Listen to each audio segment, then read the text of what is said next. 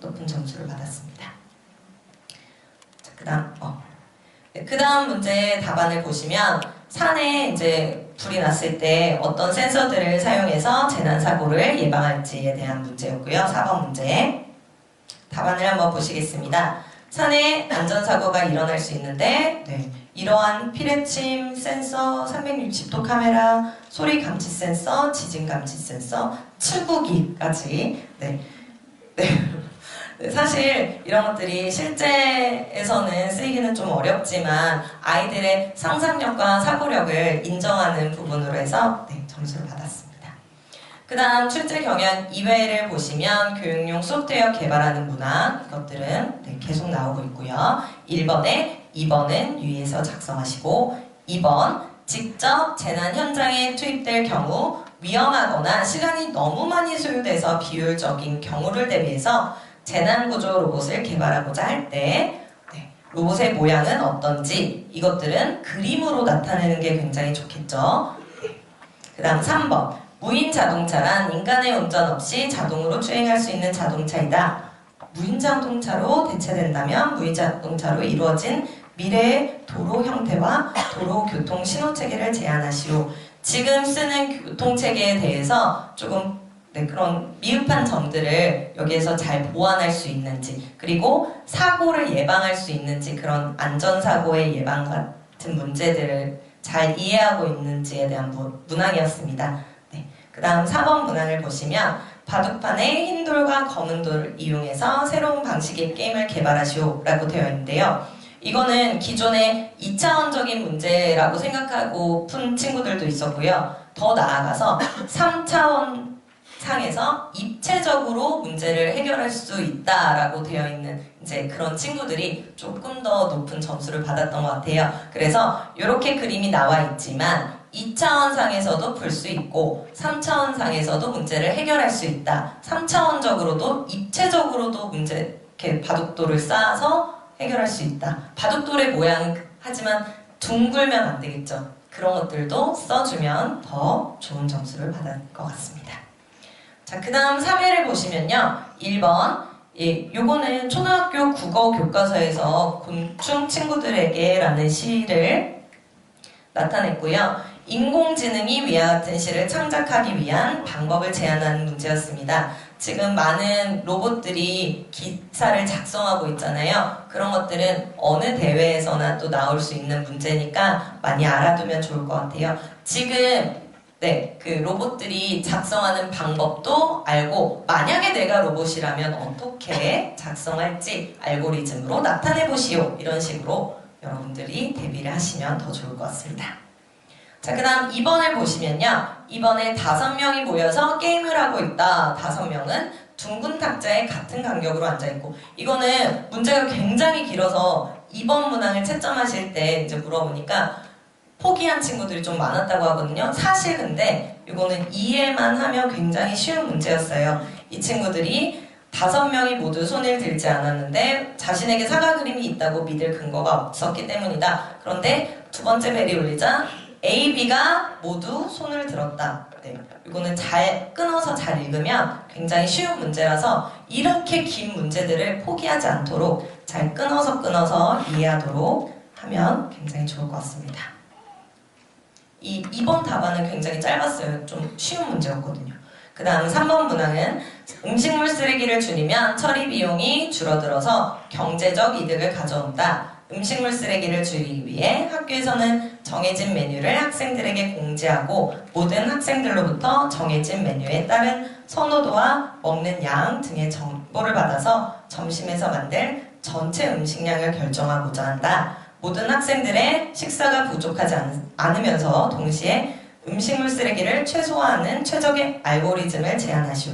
이것들은 다 그림으로 표현을 해주고요. 이런 것들 학교 안에서 있는 문제들 같은 것들 잘 나올 수 있으니까 자기네 뭐 급식 많이 남기는 문제들 같은 거 있잖아요. 그런 것들 우유 안 먹는 친구들 굉장히 많다고 들었습니다. 우유 안 먹는 친구들 우유를 먹게 할 수 있는 다양한 방법들 생각해 보시고 협동적 사고력들이 굉장히 중요하잖아요. 그래서 이런 소프트웨어 사고력들 안에서 다양한 친구들이 생각을 할 때 많은 친구들에게 도움을 줄 수 있는 방법들을 생각할 수 있게 좀 도움을 주시면 좋을 것 같습니다. 그 다음 4번, 어느 자동차 회사에서는 자율주행 기능. 자율주행 무인 자동차 문항은 굉장히 많이 나오고 있습니다.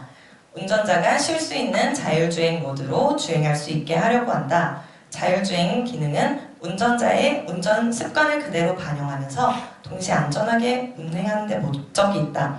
운전자의 과거 운전 습관을 기록한 데이터를 분석해서 운행 모드를 결정한다고 했을 때 어떤 데이터를 기록해야 되며 운전자의 운전 습관과 안전 상황이 충돌하는 경우가 발생할 때 과거 데이터에 기초해서 어떤 결정을 내려야 하는지 논리적으로 주장하라는 문항이었는데요. 이거는 운전자의 운행 습관에서 이렇게 하나의 운전자를 분석한 친구도 있었지만 여러 운전자를 분석을 한 친구들이 있었어요. 어떤 친구들은 내가 몸이 불편한데 운전을 할 수도 있는 문제가 또 있잖아요. 내가 왼발을 못 쓴다, 오른발을 못 쓴다, 두 발이 없다. 그런 운전자일 때 어떻게 한다. 손이 없는 운전자이다. 어떻게 한다. 이런 것들도 높은 점수를 받았습니다. 그런 가정을 하고 문제를 분석을 할 때 좋은 점수를 받았던 것 같습니다. 그 다음 사회 최근 문제를 보시면요. 1번은 이렇게 스마트폰, 시계, 완장, 팔찌, 반지 등에서 줄없는 개목걸이를 제어하기 위한 인터페이스와 동작 방법을 구사하는 그런 문제였습니다.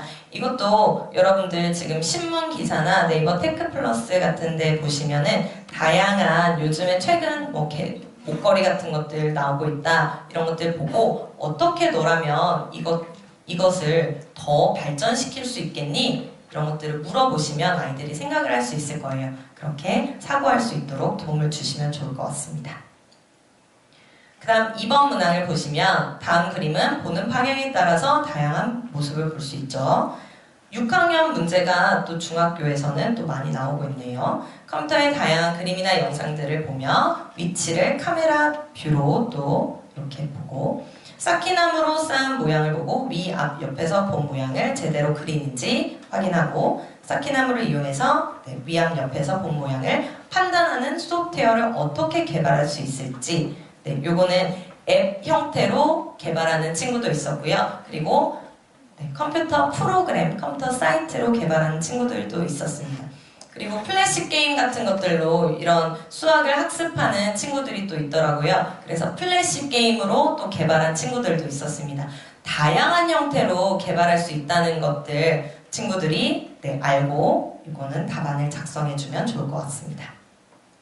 3번에서 미술관에서 전시하는 미술 작품에 대해서 다양한 IT 기술을 적용해서 시각장애인들도 감상할 수 있는 서비스를 제공하려고 한다. 그쵸. 굉장히 우리가 지금 감수성이 또 강조되는 교육을 하고 있잖아요. 그래서 감성적인 부분도 많이 공부를 하셔야 될 것 같습니다. 시각장애인, 청각장애인, 그리고 사지가 불편한 분들께도 도움이 될 수 있는 소프트웨어들 어떻게 개발할 수 있는지 생각해보면 좋을 것 같습니다.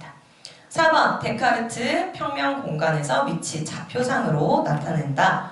그럴 때 컴퓨터 마우스에서 좌표 체계를 사용하려고 할 때 이와 같이 좌표 체계를 이용한 시스템에는 무엇이 있는지 서술하는 문제였고요. 좌표 체계를 이용하면 어떤 시스템을 개발할 때 좋은지 이런 것들은 친구들이 굉장히 다양하게 써주었더라고요. 게임을 만드는 친구들이 좀 많았고요. 또 다양한 것들이 물건을 잃어버렸을 때 GPS를 놓고 찾는다 이런 식으로 답안을 해준 친구들이 좋은 점수를 받았던 것 같습니다. 자, 그 다음 5번 보시면 A 회사에는 2011년에 창업한 소프트웨어 회사입니다. 이 기업의 직원 수는 30명에서 700명으로 증가했는데 계속 발전하려면 어떤 규칙을 정해야 될지 윤리적 문제가 되겠죠. 기술의 발달로 인해서 미래에 등장할 회사는 어떤 모습일지. 여러분들 지금 보시면 로봇 같은 것들, 로봇 새를 붙인다고 또 하잖아요. 로봇에 어떤 규칙을 정해서 인간과 같이 생활을 할지 이런 것들을 생각해보게 하면 아이들이 좀 더 소프트웨어 사고력을 키우는 데 도움이 될 것 같습니다. 여기서 이제 1회부터 4회까지 문제와 앞으로 어떻게 출제될지 좀 의견을 드렸는데요. 많은 도움이 되었으면 좋겠습니다. 감사합니다.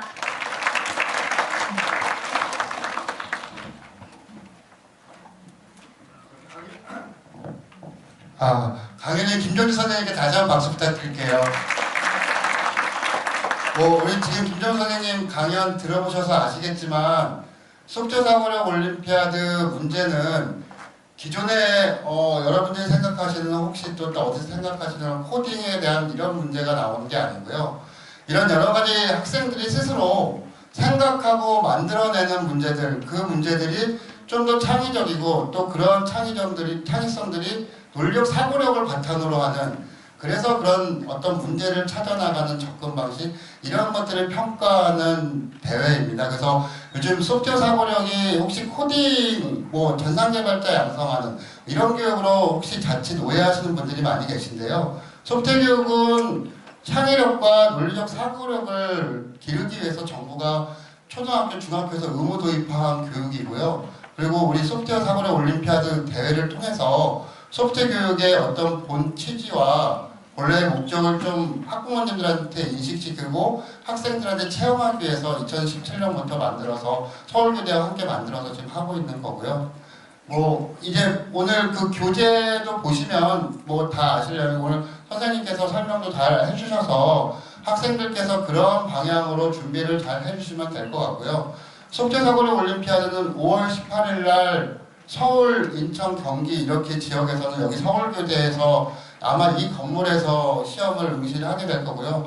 1회부터 4회까지 혹시 응시한 학생이 있으면 아마 경험들이 여기 위층에서 보게 됩니다. 그래서 5월 16일까지 현재 그 안내 그 홍보물에 보면 5월 16일까지 접수를 받고 있고요. 그래서 저희 이태주 홈페이지에 와서 접수를 해주시면 되겠습니다. 그리고 오늘 앞에 구덕희 교수님이나 김정주 선생님께서 해주신 강연 내용은 저희 이태주 그 접수할 때 들어오셨던 이태주 홈페이지에 보면은 여기에 동영상을 저희가 정리해서 올려놓을 예정이고요.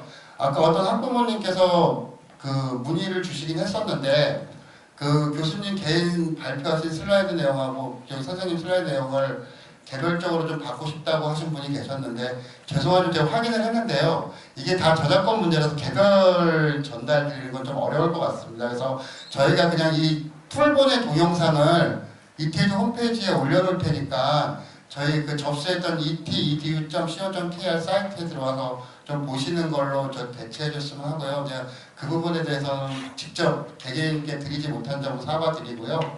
그리고 저희 이태주 홈페이지에 들어오면 아까 처음에 구덕희 교수님 말씀했던 또 선생님과 함께 만드셨던 구구박사 이 속대 기출문제 풀이 동영상이 지금 올라가 있고요. 그거 외에도 저희가 여러 가지 코딩 드론을 만들어서 올리는 그런 교육 동영상, 그 다음에 저희가 기존에 했던 여러 가지 그 캠프라던가 이런 거에 대한 그 동영상들, 그리고 또 관련된 기사나 저희들이 썼던 글들, 이런 다양한 콘텐츠들이 홈페이지에 올라와 있습니다. 그래서 홈페이지 회원 가입하시고 보시면 될 것 같고요. 그리고 이렇게 접수를 하거나 이렇게 홈페이지에 가입을 하면 아마 여러분들 휴대폰 번호를 다 입력을 하는데 저희가 휴대폰으로 문자로 저희가 이런 행사가 있을 때마다 안내를 보내드리고 있습니다. 그래서 안내 참조해 주시면 되고 혹시 안내가 좀 불편하신 분들은 수신 거부 요청을 하시면 저희가 그거는 바로 그렇게 해드릴 테니까 너무 불편하다고 생각하지 말아주시고요. 아무튼 오늘 바쁘신데 이렇게 다 들어주셔서 감사하고 5월 18일 날 속죄사고력 올림피아드 학생들 좋은 결과 있길 바라겠습니다. 감사합니다.